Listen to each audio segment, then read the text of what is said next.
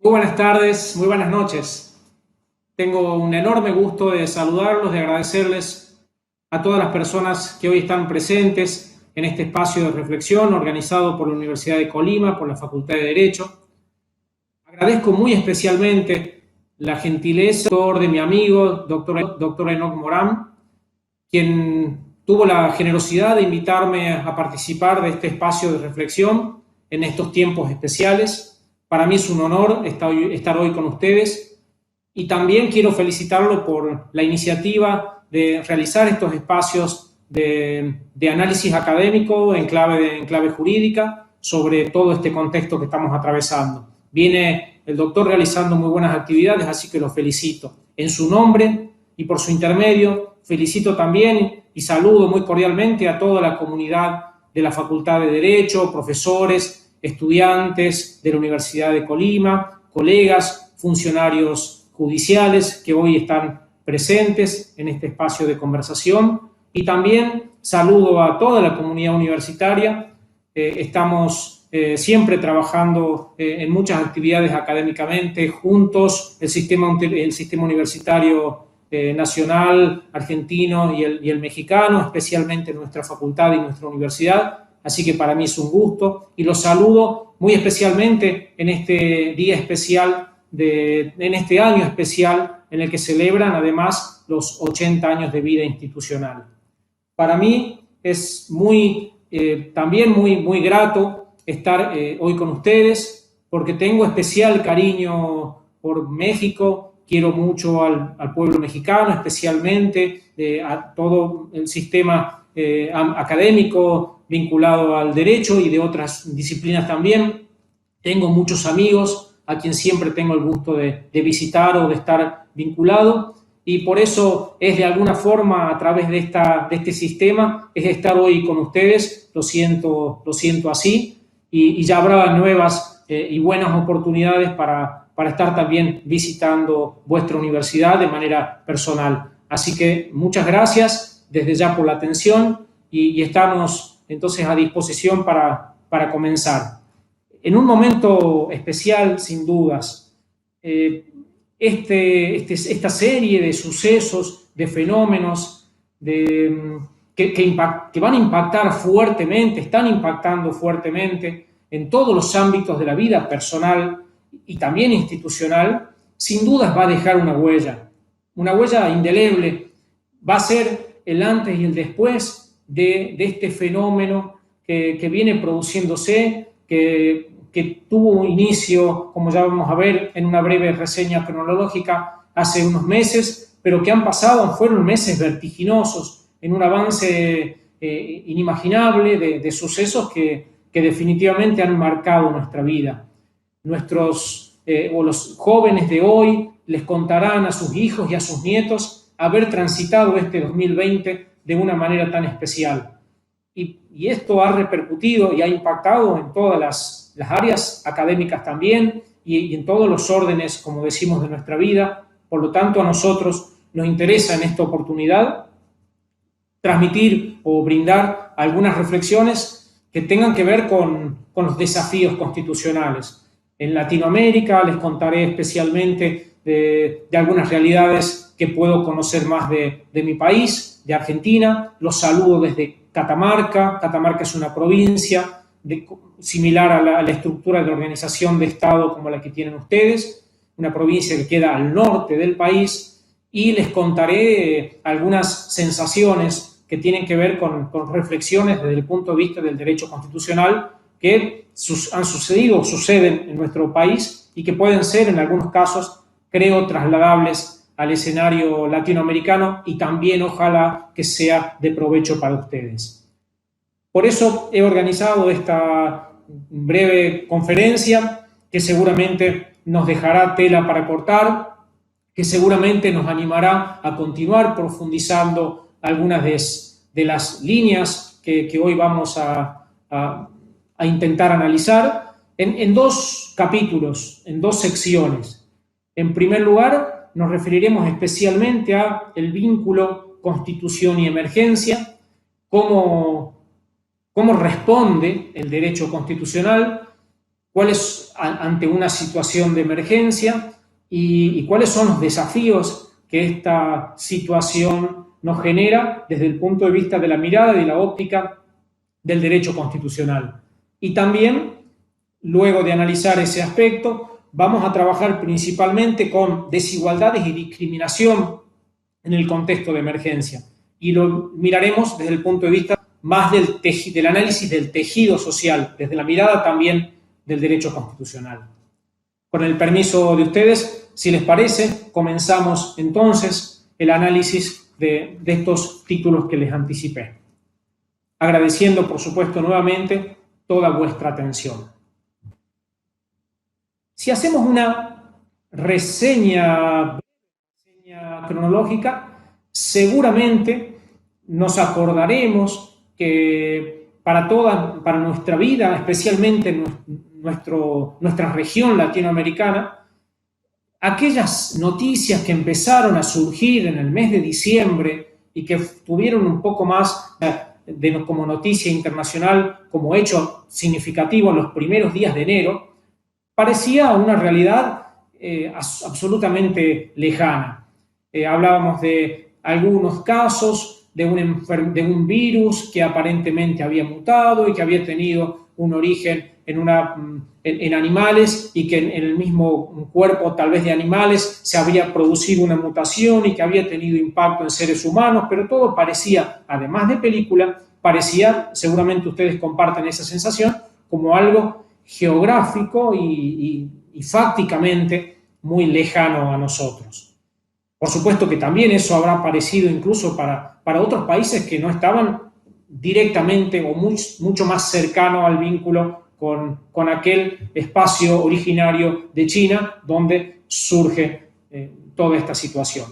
Sin embargo, el movimiento histórico o el devenir de las situaciones fue tan vertiginoso que en poco tiempo esto sí empezó a tener escala y dimensión global, al punto tal que sí ya empezaron todos los países a tomar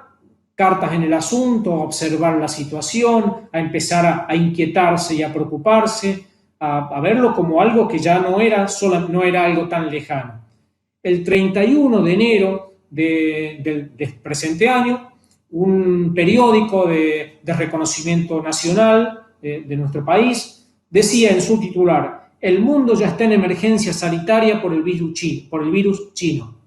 Son 212 muertos y cerca de 9.000 infectados en todo el planeta. Y rápidamente, esta expansión rápida llevó a la Organización Mundial de la Salud a declarar la emergencia sanitaria. Que no solamente por lo que está pasando en China, sino porque el virus puede expandirse a otros países. Ya empezaba a tener presencia en otros países, ya empezaba entonces a sentirse esta necesidad de la declaración de pandemia y empiezan los países a organizar sus estructuras administrativas pensando en que esto ya no era tan lejano y que podía empezar a impactar. Pero recuerden, hablaban de solamente 212 muertos, significativo por supuesto, pero incomparable la cifra a los casi 400.000 que hoy registra el planeta. Y estamos hablando de la necesidad de empezar a tomar medidas sanitarias. Así comienza nuestro país con una declaración periodística que había empezado también ya a ser parte de las reuniones, de unas pequeñas reuniones de gabinete, unas organizaciones previas que de algún modo empezaban a preparar el escenario. Pero también seguía siendo todavía para Argentina y para muchos países latinoamericanos una realidad muy lejana. También debemos analizar, aunque no sea hoy la oportunidad de conversarlo, que prácticamente todos los países eligieron y organizaron acciones y estrategias diferentes que tienen que ver con sus políticas públicas, que tienen que ver con su visión, que tienen que ver con sus presupuestos para ello, que tienen que ver con los diferentes niveles de preocupación. Por lo tanto, las estrategias que abordaron fueron muy diferentes unos países de otros. No podemos analizarlo, aunque sería muy interesante, no podemos analizarlo en esta oportunidad, porque excede el ámbito de nuestro espacio de reflexión, aunque tal vez sí en alguna oportunidad sería muy bueno analizarlo seguramente con el transcurso de los próximos meses, cómo fueron las diferentes respuestas de los estados. Pero también muchos países adoptaron modelos de otros con las experiencias anteriores. Otros países, habiendo visto experiencias aparentemente no muy buenas de algunos países, decidieron optar por estrategias contrarias. Lo cierto es que el escenario global fue muy heterogéneo y muy diverso en las respuestas políticas e institucionales que cada país implementó. También en Latinoamérica lo hemos observado y lo observamos en la actualidad con un mapa de muy diferentes decisiones y de políticas públicas que nuestros países han tomado, con mayor o menor nivel de resultado, tampoco lo analizaremos en esta oportunidad, con mayor o menor nivel de eficacia, seguramente todos con la mejor intención, pero muchos tal vez con la necesidad de tomar algunas medidas y luego replantearlas. Lo cierto es que este fenómeno fue tan complejo, es tan complejo y global, que incluso colocó a los líderes nacionales, fundamentalmente a los presidentes, en una posición de mucha visibilidad. Muchos están esperando qué decisiones toma o no toma, que están viendo también los presidentes que sus decisiones impactan definitivamente y muy significativamente en la vida de los ciudadanos de una u otra manera.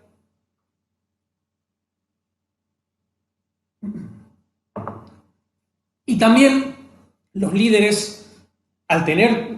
este fenómeno, tanto impacto global, sus decisiones de algún modo los posicionan, los visibilizan en el contexto internacional. Por lo tanto, también se miden sus decisiones de acuerdo a los diferentes niveles de impacto que esas decisiones provocan. En algunos casos con excesivos personalismos, que también opino en lo personal que pueden ser tal vez nocivos porque mucho más importa la vida de las instituciones y la vida de las personas que en algunos casos sus intereses personales de visibilidad, pero es también otro tema, por supuesto, que no corresponde analizar ahora. Pero lo cierto es que esta realidad ha repercutido en las relaciones internacionales, en el comercio internacional, en las relaciones diplomáticas, y nos ha reconfigurado el mapa mundial. Sin dudas, después de todo esto, mucho será diferente, desde muchos aspectos y órdenes de la vida, de las naciones y de las personas que habitamos en ella. Ahora, ¿cómo se organiza el sistema constitucional ante situaciones de emergencia? Sabemos que este gran contrato social, este conjunto de normas fundamentales que regulan la vida de la sociedad, que es la Constitución, como todo contrato, también tiene cláusulas o artículos que se preparan defensivamente para defender el sistema institucional y, en definitiva, para defender a las personas, para proteger los derechos de las personas, ante situaciones imprevisibles, inesperadas, no deseadas, o tal vez aún previsibles, inevitables, que pueden impactar fuertemente y que ponen en peligro la normalidad institucional y hasta la vida institucional y la vida de las personas en nuestras sociedades. Estos fenómenos de emergencia disparan mecanismos de protección que la misma Constitución establece. Por lo tanto, corresponde a los poderes públicos constituidos de cada país echar a andar o aplicar estos mecanismos institucionales que la Constitución establece. Y tenemos diferentes mecanismos y diferentes clasificaciones también de institutos de emergencia, muy variados de acuerdo a los diferentes países. Tenemos incluso mecanismos similares con diferentes denominaciones, toque de queda, estado de sitio, ley marcial, estado de guerra, y con muchas variantes, algunos que declaran especialmente la emergencia, diferentes mecanismos que las constituciones establecen en sus articulados para organizar las instituciones en estos contextos de emergencia. Y de acuerdo a los efectos que estas instituciones de emergencia generan, es que encontraremos diferentes clasificaciones. Habrá institutos de emergencia que habiliten a restringir más algunos derechos que otros, algunos institutos de emergencia que permitan incluso la suspensión de garantías constitucionales, algunos de institutos de emergencia que concedan a los poderes constituidos determinados poderes o competencias que originariamente no estaban establecidas, que le concedan de manera excepcional. Algunos estados de emergencia, algunas situaciones de emergencia también le significan, por ejemplo, a los estados de organización federal una reducción de las competencias autonómicas que tienen los estados o las provincias, de acuerdo a su organización. En definitiva, es muy variado el abanico de opciones que las constituciones ofrecen para mecanismos excepcionales. En nuestro país existe la figura del Estado, en la Constitución Nacional Argentina existe la figura del estado de sitio, existe también la figura, una institución, dos instituciones que tienen que ver con la organización, con una reorganización de competencias para asignarle al Poder Ejecutivo competencias en materia legislativa extraordinarias por situaciones de emergencia. Estas son dos: los decretos de necesidad y urgencia y la delegación legislativa, que fueron incorporadas luego de mucha discusión, y hasta el día de hoy tiene discusión doctrinaria y jurisprudencial, en la reforma de 1994 de nuestro país. En nuestro contexto, entonces, una vez que, como vimos en la reseña cronológica, en febrero comenzó a preocupar mucho más a nivel internacional, y en marzo comienza a generarse ya una expansión de la pandemia y comienzan a aparecer los primeros casos en nuestro país. Por lo tanto, lo que se decide es comienzan las planificaciones de políticas públicas para tomar las decisiones que correspondan a los fines de encarar y transitar la emergencia que este fenómeno pandémico iba o va a provocar, y por lo tanto se empiezan a resolver qué instituciones se van a utilizar. No se elige la figura de estado de sitio porque no correspondía. La figura de estado de sitio prevé un ataque exterior o una conmoción interior de otra naturaleza. Por lo tanto, si bien es un instituto que lamentablemente ha sido utilizado en muchas situaciones en la historia constitucional argentina, no era también, por suerte, o en todo caso, gratamente no se elige esa institución, porque es una institución muy poco deseada por la vida institucional de Argentina, porque ha provocado, ya lo veremos con un poco más de detalle, ha provocado resultados siempre en sus implementaciones no deseados, y más que proteger la vida institucional y los derechos de las personas, terminó provocando lo contrario. Y por lo tanto se decide también especialmente la posibilidad de elegir la competencia excepcional por parte del Poder Ejecutivo el dictado de decretos de necesidad y urgencia. ¿Y qué es esta figura? Pero antes de hablar de esta figura, también destaquemos especialmente que una preocupación esencial, medular, originaria, congénita, si se quiere, del derecho constitucional, de la ciencia constitucional, es la de proteger a los ciudadanos de la acumulación de poder. El uso de técnicas de acumulación o la acumulación de poder provoca la vulneración de los derechos de las personas. Por lo tanto, el derecho constitucional, junto a las ideas republicanas, diseñan y construyen mecanismos que pretendan controlar y proteger a las personas del abuso de poder que puede provocar la acumulación de poder. Por eso se diseña de manera constitucional la división de poderes, la división de funciones y la asignación de esas funciones a diferentes poderes. Entonces hablamos de que debe estar especialmente esta técnica esencial del constitucionalismo, que es la división de poderes, siempre especialmente. Por lo tanto, si nosotros tenemos inicialmente que al poder legislativo le conferimos a través de la Constitución la potestad y la competencia originaria y exclusiva de dictar normas generales o normas de carácter general, que son las leyes, debemos mantener en resguardo esa competencia, así como se le asigna al Poder Ejecutivo determinadas funciones y al Poder Judicial otras determinadas. Sin embargo, en determinadas circunstancias especiales y cuando, por diferentes motivos de emergencia, y como lo dice nuestro artículo 99, inciso 3 de la Constitución, el Poder Ejecutivo no podrá en ningún caso, bajo pena de nulidad absoluta e insanable, emitir disposiciones de carácter legislativo. Pero cuando las circunstancias excepcionales hicieran imposible seguir los ordinarios previstos por esta Constitución para la sanción de las leyes, y no se trate de normas que regulen materia penal, tributaria, electoral o régimen de los partidos políticos, podrá dictar decretos por razones de necesidad y urgencia. Y establece todo un mecanismo específico, un procedimiento al que debe ajustarse, y todo es, por supuesto, una competencia excepcional.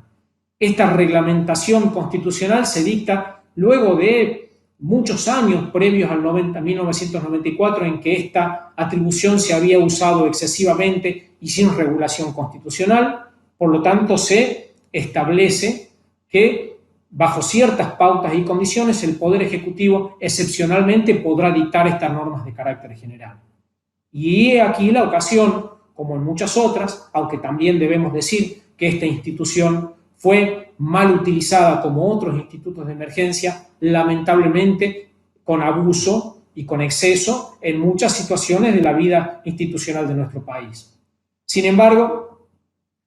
damos el aval constitucional, si se quiere, si cabe la posibilidad de decir que era el momento oportuno y dadas las circunstancias para que el Poder Ejecutivo asumiera esta función excepcional y se preocupara por dictar las normas necesarias y pertinentes para la vida de la República, tomando una serie de disposiciones muy importantes y trascendentes para la vida de las personas y que van a marcar la respuesta institucional de la política frente a este hecho de emergencia sanitaria que repercute, como dijimos, en todos los ámbitos de la vida. Sin embargo, esta afirmación de que el mecanismo constitucional utilizado fue el correcto y que además luego vamos a hablar del poder de policía ampliado de algún modo muy relacionado con el artículo 29 de la Constitución de México, que es la posibilidad de restringir bajo ciertas condiciones también y bajo ciertas pautas y mecanismos determinados derechos, ya lo vamos a ver, pero volvamos a que aún admitiendo que la potestad constitucional o que esta competencia se ejerce con permiso constitucional y luego el Congreso debe darle el aval a través de un mecanismo que se establece, que es el de la Comisión Bicameral Permanente, integrada por el Congreso, conformada por diputados y senadores. También debemos decir que lamentablemente en nuestra historia constitucional, como ya lo dije y lo vuelvo a reiterar, el uso y abuso de la condición de emergencia fue moneda corriente en nuestros países. Y esto digo también para muchos países de Latinoamérica. Vivimos en situaciones de emergencia, vivimos con mecanismos excepcionales, hacemos uso durante muchos años y años y años de mecanismos excepcionales que nos hacen pensar que siempre estamos en situación de emergencia. Emergencia económica, emergencia sanitaria, emergencia política, emergencia social, emergencia institucional. En muchos casos es realmente así y lamentablemente es así, con lo cual tenemos que analizarlo por qué siempre estamos en vivencias de situaciones de emergencias y en muchos casos las decisiones políticas de los gobiernos de turno llevan a crear situaciones o a montar una estructura, organizar una estructura normativa y administrativa, defensiva, cuando en realidad los resortes políticos e institucionales para resolver esa situación no requerían una declaración de excepcionalidad. Por eso vivimos en situación de emergencia permanente, y es que cuando viene la real emergencia como esta, nos encuentra como adormecidos, como acostumbrados a un letargo de emergencia y a no tener una capacidad de reacción con un mecanismo de emergencia si a la emergencia la utilizábamos siempre de manera excesiva y abusiva, como les digo. Esta situación también, que es prácticamente una realidad en muchos países de Latinoamérica y también en muchos países del mundo, cuando se da esa situación, generalmente el Poder Ejecutivo es el depositario de esas confianzas excepcionales, y el Poder Judicial y el Poder Legislativo quedan retraídos, quedan en actitud pasiva, casi entregando durante mucho tiempo una competencia de mando y de conducción excesiva al Poder Ejecutivo. Que está bien que así sea en momentos excepcionales, por un corto tiempo, por una razón fundada, bien controlada por Poder Legislativo y Poder Judicial. Sí, porque además el Poder Ejecutivo es el que tiene la capacidad inmediata para la resolución por su naturaleza también, para la resolución de problemas de orden inmediato. Pero también es cierto que es necesaria la participación permanente de Poder Ejecutivo y Poder Legislativo y de Poder Judicial, para mantener el equilibrio en cada una de las funciones y roles, especialmente de control. Por eso es que cuando llegan estas situaciones de emergencia, parece otra emergencia más, pero era, como decimos, una emergencia real. Situación especial y concreta, el dictado de una serie de decretos de necesidad y urgencia muy importantes que, como les digo, modificaron la vida institucional y la modifican en la actualidad de millones de argentinos, que se realizan en el marco constitucional establecido, que pueden tener la oportunidad de ser revisadas incluso por el control de constitucionalidad, pero entendemos que han sido en uso, como les decíamos, de competencias asignadas por la Constitución, pero que sin embargo reclamamos especialmente. Y recién ahora el Poder Legislativo está empezando a sesionar, y recién ahora aparentemente el Poder Judicial está empezando a salir de su letargo, con lo cual muchos de los derechos de los ciudadanos, y especialmente el derecho al acceso a la justicia, está todavía adormecido y suspendido. Por eso es necesario instar a que las medidas del Poder Ejecutivo sean rápidamente acompañadas por el Poder Legislativo y por el Poder Judicial, y controladas. Como cierre de esta sección, de esta primera parte que comentamos y que tiene que ver con el análisis de la emergencia y la relación con la Constitución, es que debemos instar especialmente al respeto por el equilibrio de los poderes, por los roles constitucionales asumidos, por poderes ejecutivos responsables, sensatos, comprometidos y responsables por resolver la situación de la población, por restringir, si corresponde, derechos constitucionales solo y excepcionalmente mediante los mecanismos que este poder de policía ampliado lo permite, sometido al control de constitucionalidad por el Poder Judicial y por el Poder Legislativo, instando a que los derechos humanos, el sistema republicano, la constitucionalidad y la vida institucional del país solo se protege y se defiende con más Constitución y con la Constitución en mano.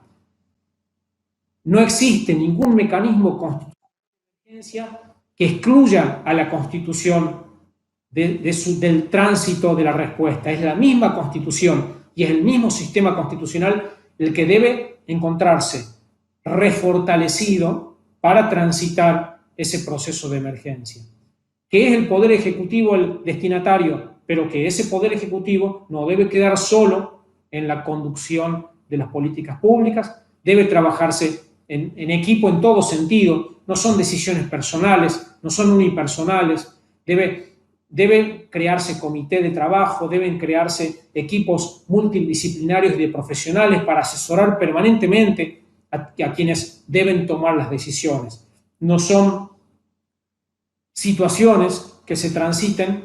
con con las sensaciones o los deseos o los pensamientos personales de un solo líder, ni siquiera tampoco del Poder Ejecutivo individualmente. La historia argentina muestra constantes abusos de situaciones de emergencia y de los institutos previstos para estos casos. Por lo tanto, como desafío de todo esto, nos debe quedar una situación de emergencia real con capacidad de respuesta, además de las consecuencias sociales que vamos a analizar también, y un sistema institucional fortalecido por haber utilizado los mecanismos institucionales para salir de esta situación. Ese es un desafío especial planteado en esta conversación. Ninguna emergencia puede provocar la suspensión de la Constitución, al contrario, son los institutos de emergencia los responsables, los mecanismos idóneos para salvaguardar el sistema constitucional y especialmente los derechos de las personas y con mucho más atención los derechos de las personas vulnerables. Y transitamos la mitad del desarrollo de esta conferencia, encarando esta segunda parte que la titulamos Desigualdades y discriminación en el contexto de emergencia.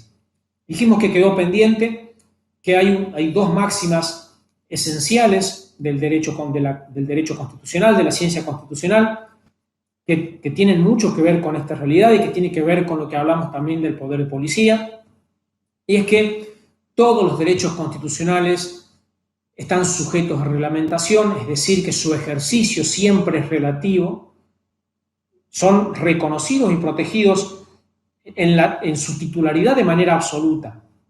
pero son ejercidos por cada uno de los integrantes de nuestra sociedad de manera relativa. ¿Por qué? Porque están sujetos a reglamentación y también están sujetos a la restricción que puede implementar el poder de policía y a un poder de policía ampliado excepcionalmente en situaciones de emergencia que puede provocar una mayor restricción de esos derechos. Por supuesto que esa restricción debe hacerse razonablemente, legalmente, proporcionadamente, adecuadamente. Eso debe analizarse y si vamos a restringir, como en tiempos de pandemia, determinados derechos constitucionales, esos derechos, esas restricciones deben responder a esos criterios que mencionamos. Y el otro mecanismo, el otro principio excepcional, esencial, fundamental del derecho constitucional es la no jerarquización de los derechos constitucionales. Nuestras cartas magnas, nuestras leyes fundamentales, nuestras constituciones y también los instrumentos internacionales de derechos humanos no establecen un orden jerárquico de derechos y solo se permitirá una jerarquización ante situaciones concretas y específicas y, por ejemplo, en momentos de emergencia, en los que pueden los poderes constituidos establecer determinadas prioridades respecto a los derechos a proteger especialmente con relación a otros, también con sus limitaciones, por supuesto. Pero en este caso, por ejemplo, estamos transitando la necesidad de proteger especialmente el derecho a la vida, el derecho a la salud de la población y en muchos casos restringiendo derechos como la libertad ambulatoria, la libertad de empresa, la libertad de consumo, la libertad de trabajo en todas sus manifestaciones, la libertad física en muchos aspectos, pero no sería lógico, ni razonable, ni fundado restringir la libertad de expresión en un contexto así, por ejemplo. Pero nos vamos del tema, no es la idea, y volvemos a esta segundo eje. Y para hablar de este segundo eje, comentemos una frase que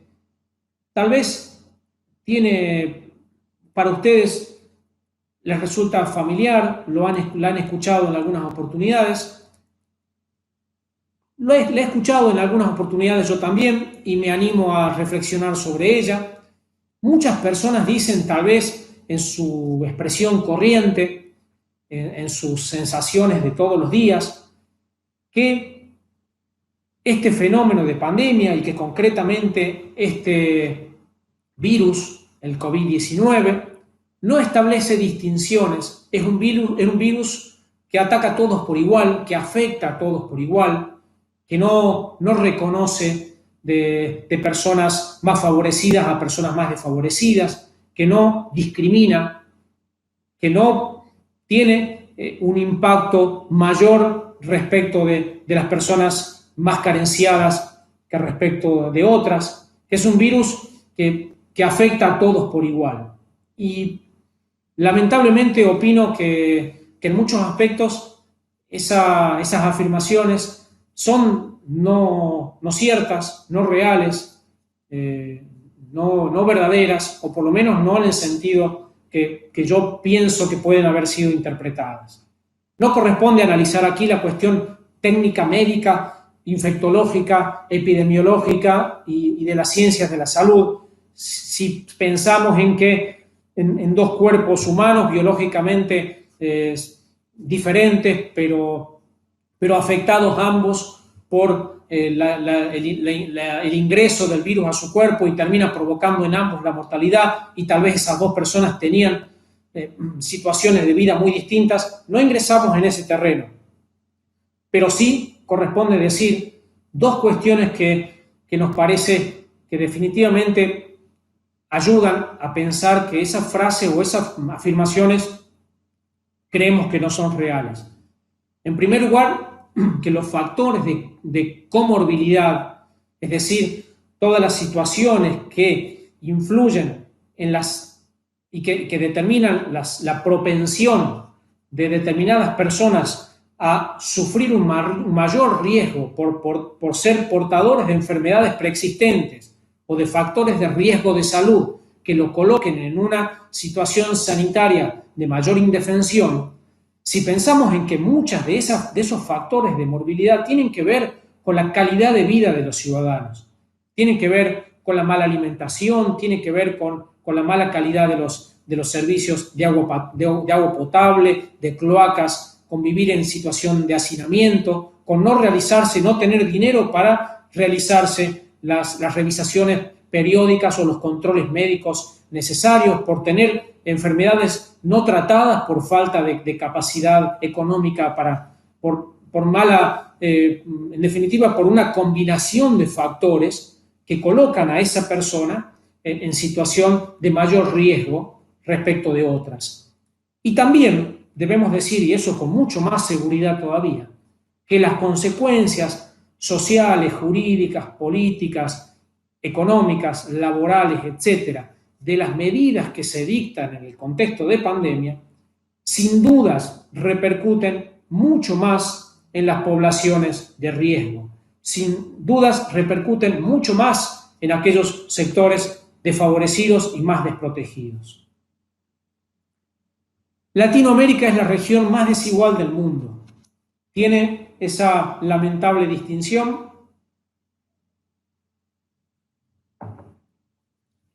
10 de los 15 países más desiguales del mundo son latinoamericanos. Esto ha variado, hoy podríamos decir que tiene incluso hasta datos estadísticos lamentablemente peores. En América Latina y el Caribe el 10% de la población acapara el 71% de la riqueza. En América Latina 175 millones de personas son pobres y 75 millones son indigentes. Realidades que también, llevadas a la escala local, nos muestra una situación muy especial en nuestro país, por supuesto, también. No está para nada ajena Argentina a esta dramática desigualdad social, altísimos valores de discriminación estructural, lamentables muestras estadísticas de una enorme desigualdad estructural, prácticas de profundización de esas desigualdades estructurales que van condenando y perpetuando cada vez más a grupos más desfavorecidos a situación de mayor desprotección. Esa era la situación de nuestra región, de nuestro país, incluso antes de este fenómeno. Este fenómeno va a consolidar, profundizar, agravar y evidenciar y visibilizar mucho más esta situación. La, la realidad de desigualdad estructural por la que atravesamos es una clara, es una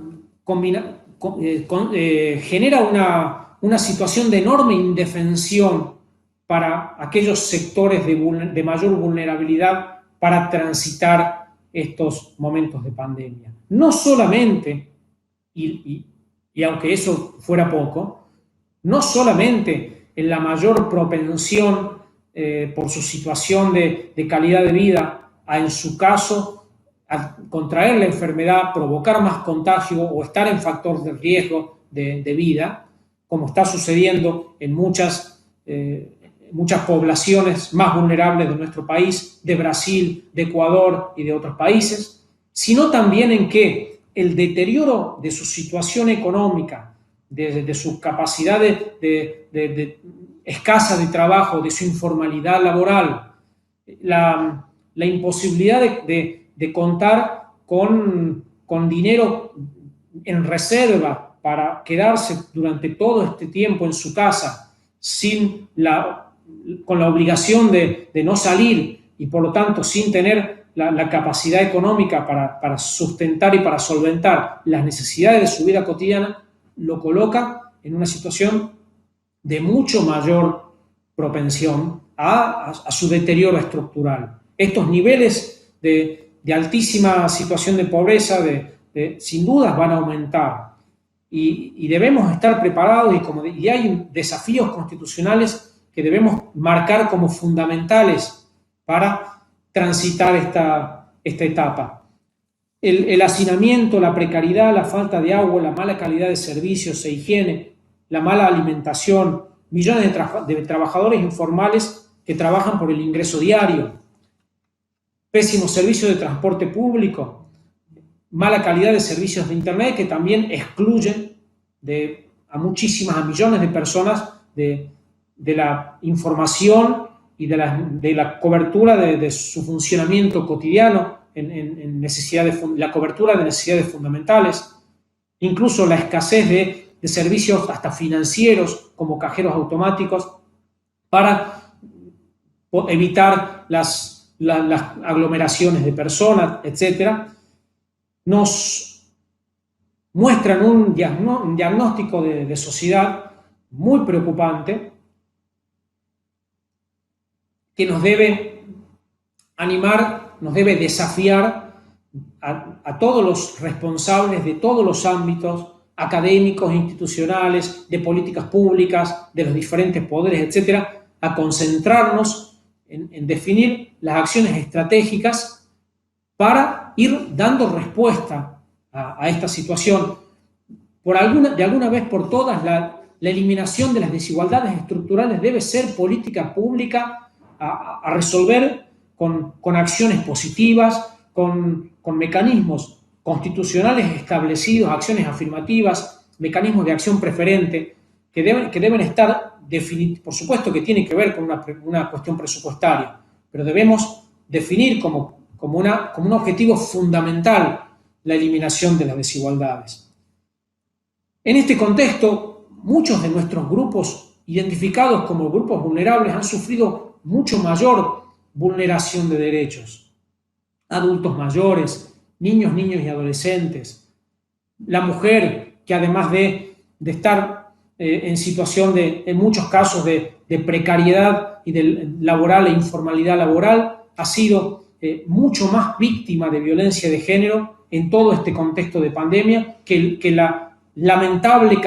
existencia de la cantidad de casos que se producían incluso anteriormente, es decir, a un escenario agravado se produce un mayor contexto de vulneración de derechos. A un escenario muy negro se vio un escenario, una realidad, un diagnóstico mucho peor, de una multiplicidad de situaciones que afectan la vida y los derechos, en este caso de la mujer, pero también de muchos grupos vulnerables. Ni hablar cuando se dan la combinación o la acumulación de situaciones de vulnerabilidad. No es lo mismo un trabajador varón, aún en informalidad, que están en situación de restricción de sus derechos, que una trabajadora informal, mujer, madre soltera, inmigrante, otro grupo vulnerable, que al tener esa combinación de factores de vulnerabilidad, ve prácticamente despojado los pocos derechos de los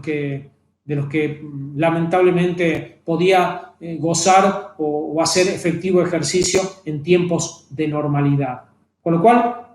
ya lo dijo la Corte Interamericana en su declaración del 14 de abril, ha destacado que la Corte Interamericana de Derechos Humanos, que debemos adoptar medidas de emergencia y contención frente a la pandemia, que incluyan o que exijan al Estado que preste especial atención a las necesidades y al impacto diferenciado de dichas medidas en los derechos humanos de los grupos históricamente excluidos o en especial riesgo. Personas mayores,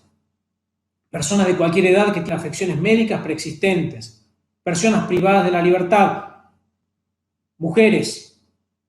pueblos indígenas, personas en situación de movilidad humana, niñas, niños y adolescentes, personas del grupo colectivo de la diversidad sexual, personas afrodescendientes, personas con discapacidad, personas trabajadoras, personas que viven en pobreza, etc. Al Estado a tomar medidas de especial atención prioritaria para atender las necesidades particulares de estos grupos que desproporcionadamente sufrieron o sufren los impactos. Los hemos sufrido todos, sin dudas, pero aquella frase inicial de que el coronavirus atacó o afectó a todos por igual no es cierto. No solamente, como digo, desde el punto de vista de la salud, sino que no a todos le afectó de la misma manera. Aquellas personas que ya tenían una situación de desventaja han visto agravada su situación. Por lo tanto, y entrando ya en los últimos minutos y ya en el cierre de esta conferencia, de esta exposición, es fundamental que utilicemos los mecanismos institucionales para intentar resolver los enormes desajustes estructurales que este contexto nos provoca. Celebramos el año pasado, los 25 años de la reforma constitucional de nuestro país. Y en esto me animo, con todo respeto, a hablar de todo lo que creo, todo lo que dije creo es perfectamente aplicable a muchos o a todos, en más y en menos, nuestros países latinoamericanos. Pero,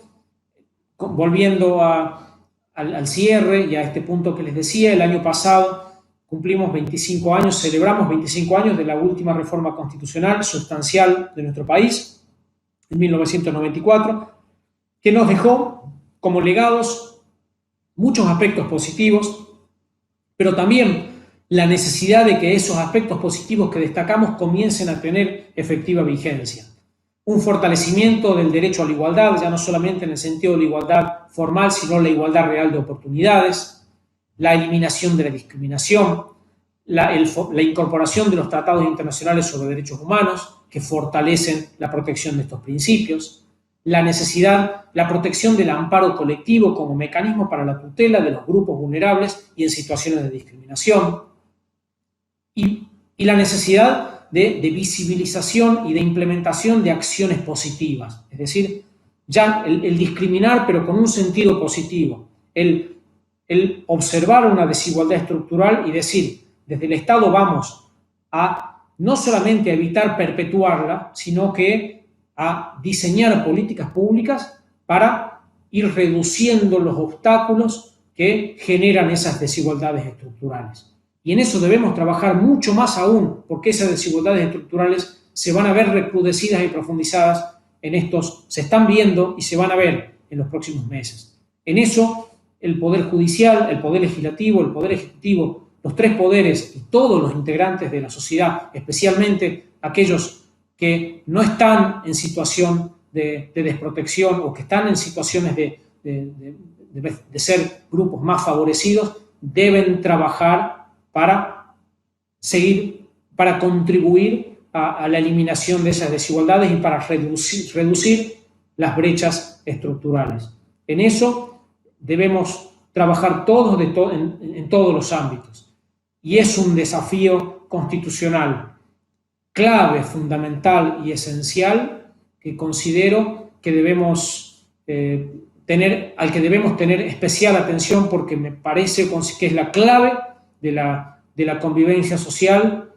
y de la suerte de la vida de nuestros países en los próximos años, sin perjuicio de que haya otros desafíos que también en alguna oportunidad podamos conversar. Pero en esta, como cierre, y agradeciendo muy especialmente y nuevamente a todos y a todas ustedes por su atención, agradeciendo también y celebrando que la Universidad de Colima y la Facultad de Derecho y nuevamente en la persona de mi amigo Enoc Morán por permitir estos espacios de reflexión en los que aún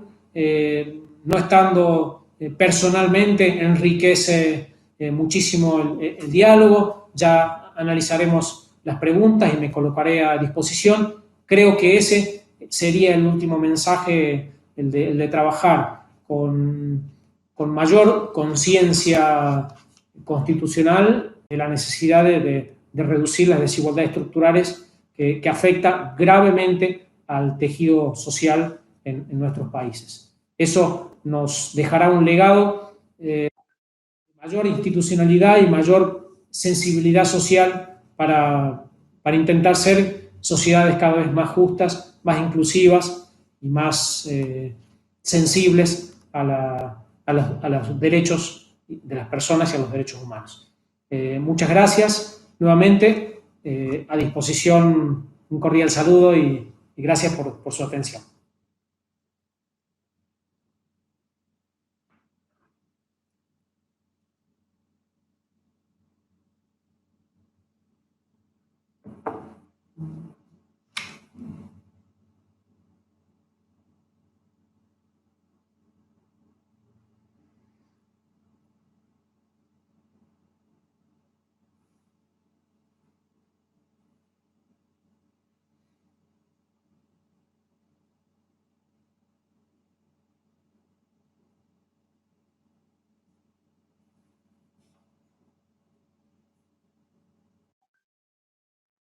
No entiendo.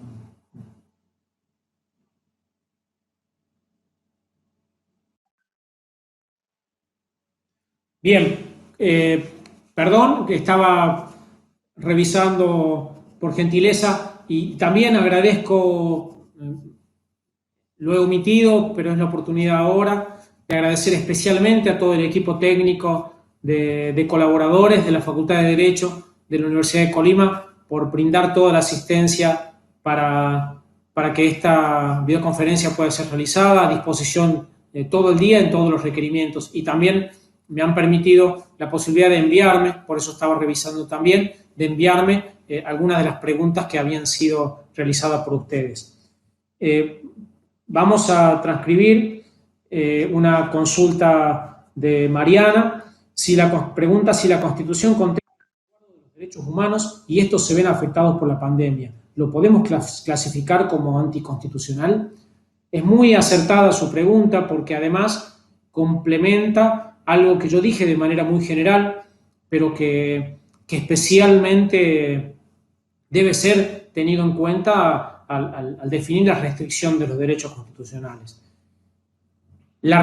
Nuestros derechos constitucionales están en un pie de igualdad y todos tenemos derecho al ejercicio de todos los derechos constitucionales consagrados en nuestras cartas constitucionales, y también aquellos que tienen sistema de incorporación de los tratados internacionales sobre derechos humanos con jerarquía constitucional de la misma manera y que conforman el sistema interamericano de protección de los derechos humanos. La necesidad de reglamentar y limitar excepcionalmente derechos siempre nos enfrenta a la posibilidad del control de constitucionalidad. El control de constitucionalidad debe ser el mecanismo fundamental que revise si esos derechos constitucionales han sido correctamente, legalmente, proporcionadamente, fundadamente limitados y restringidos en su ejercicio. Si no, sería arbitrario, si no, sería infundado y por lo tanto sería pasible una declaración de inconstitucionalidad, independientemente de que cada país tiene diferentes sistemas de control. La raíz medular y el denominador común. Tiene estas características de la observación de las diferentes medidas que pueden tomarse, y si alguna, por diferentes motivos, puede ser observada institucional, será inaplicada para esa situación concreta. Por lo tanto, todos los derechos humanos están al resguardo por el sistema constitucional, por supuesto, pero en una escala de prioridades debemos tal vez admitir la restricción. Hoy estamos en un mecanismo de restricción, en un contexto de restricción de derechos humanos vinculados a la libertad de tránsito, la libertad de trabajar, la libertad de reunión, la libertad de la vida, la libertad en general de muchas, la limitación a la libertad en general de muchas manifestaciones de esa libertad. La libertad de ejercer su propia industria, su trabajo, de elegir qué queremos consumir o no, porque hay prioridades y se coloca el derecho a la salud y el derecho a la vida por encima, momentánea y circunstancialmente por encima de esos derechos. Por un tiempo determinado y siempre y cuando sea adecuado, proporcional, se justifique, y si no, será objeto del tratamiento y de análisis del Poder Judicial, del control de constitucionalidad, y si se considera arbitrario, será innecesario restringir ese derecho. Yo le daba como ejemplo que no podía restringirse en la libertad de expresión. La libertad de expresión es uno de los derechos, bueno, todos los derechos son derechos fundamentales y preciados en la convivencia social, pero no podría concebirse que en contexto de pandemia se elimine o se reduzca la libertad de expresión. No es congruente, no es adecuada la restricción, no coincide la medida con la finalidad. Por lo tanto, debiera considerarse inconstitucional una declaración de restricción de la libertad de expresión, supongamos. Pero bueno, ahora, si esa libertad de expresión, si esa libertad de tránsito está directamente relacionada con la posibilidad de contribuir al contagio de las personas, se entenderá justificado y razonable, y por un tiempo determinado se justificará su limitación. Pero todo tiene que ser fundado, medido, proporcionado, público, y si no, entra dentro de categorías sospechosas también, que es cuando, y sobre eso podemos trabajar si quieren en alguna oportunidad, a disposición, con mucho más detalle, cuando se presume la inconstitucionalidad de una norma por pensarse que esa disposición se dictó con un prejuicio discriminatorio respecto de algún grupo vulnerable, por ejemplo. Pero bueno, es un tema muy interesante para conversar, y gracias, Mariana, por su consulta. Alejandra pregunta: ¿cuál considera usted que es el mayor desafío que enfrenta el derecho constitucional ante esta situación? Le agradezco la oportunidad, Alejandra, para ratificar que la salud institucional tiene varios diagnósticos o varios síntomas. La enfermedad institucional tiene varios síntomas. La acumulación de poder es un muy mal síntoma que debilita considerablemente el sistema republicano. Pero fundamentalmente creo que la segunda parte de mi intervención, y especialmente el tratamiento constitucional, político, judicial, legislativo, etcétera, de las desigualdades estructurales, considero que es el momento, la oportunidad, la necesidad de trabajar fuertemente en este desafío, porque si no, dicen muchos que este contexto deja también oportunidades. Ojalá que sea la oportunidad para trabajar verdaderamente en el desafío constitucional a eliminar o reducir considerablemente nuestras desigualdades estructurales. Christopher pregunta: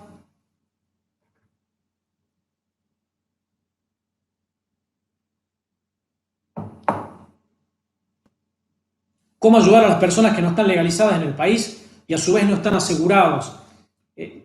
lo pregunta usted con mucho fundamento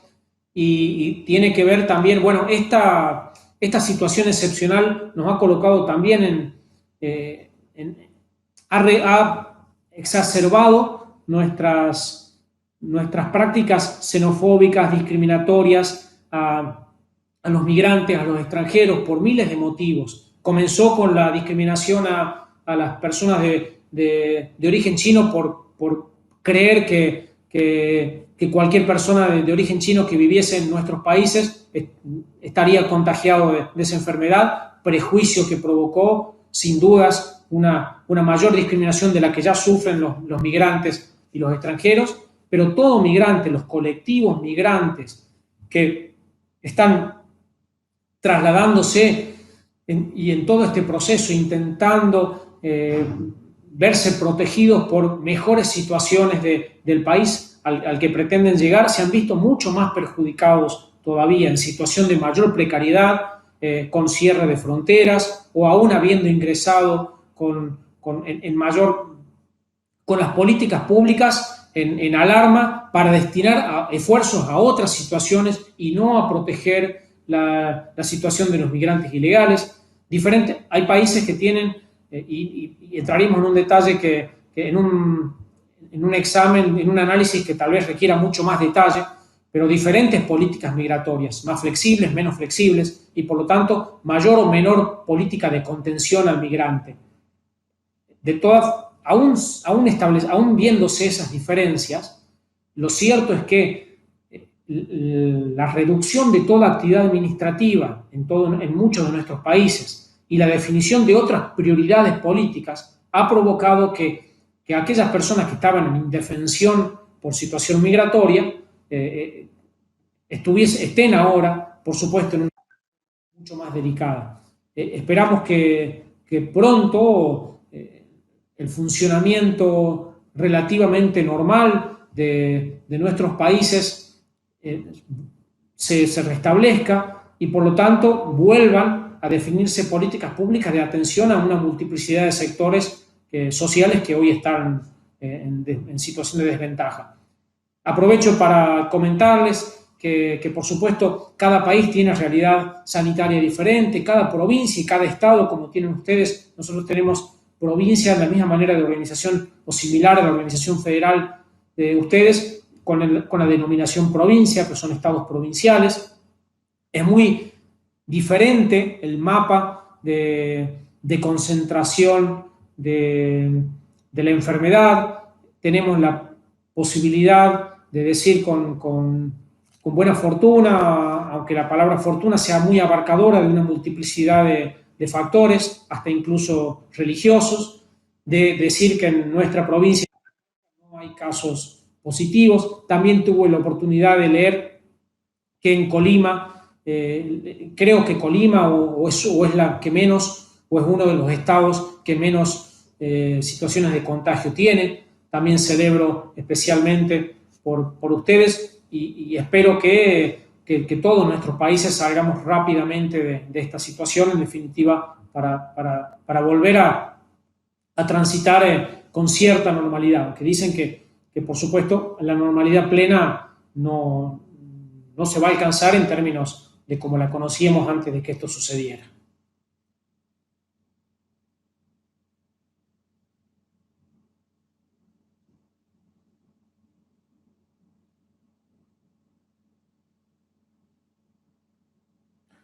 La pregunta de Cristian la comparo con la pregunta de Alejandra, le agradezco especialmente y también me consulta cuáles son los principales desafíos. Creo que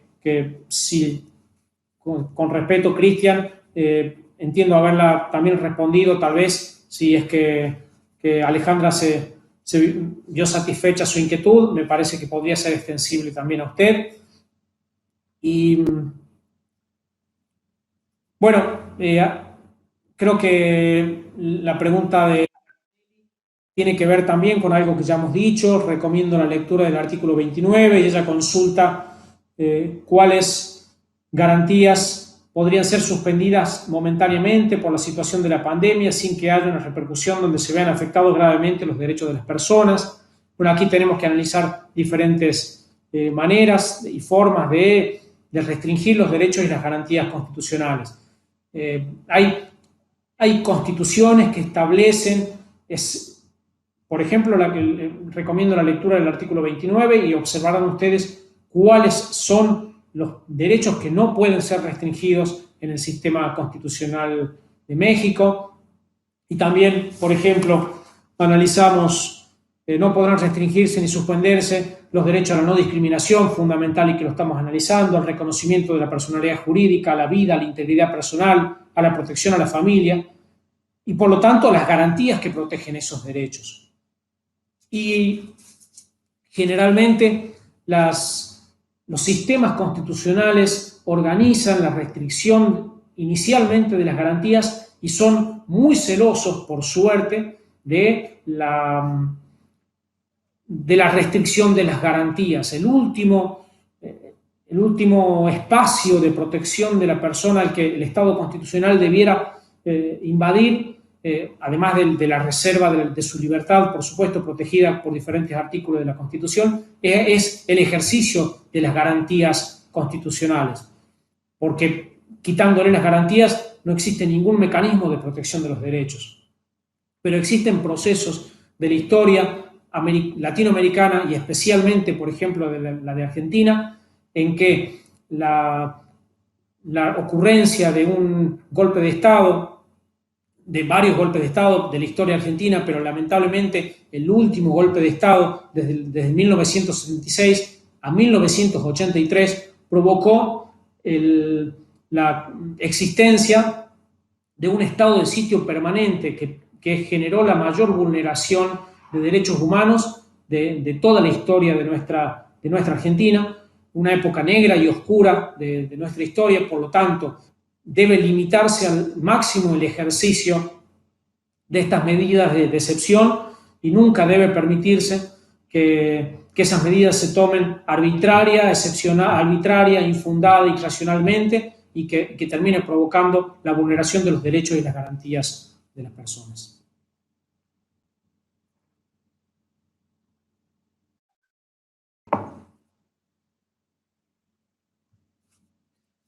Desde la organización me comunican que todas las preguntas fueron enviadas, las que fueron leídas, las agradezco nuevamente, espero haber respondido de acuerdo a su inquietud y nuevamente agradezco a todos y a todas las personas que están presentes hoy por su atención. Disculpen si se ha excedido en el tiempo, porque queríamos también responder a todas sus preguntas y bueno, a disposición para seguir conversando de temas de nuestro interés en toda la oportunidad que estos desafíos constitucionales y nuestra realidad y nuestra pasión y nuestra vocación por el derecho y la vocación de todos ustedes nos convoque. Muchísimas gracias y ojalá que sea hasta pronto.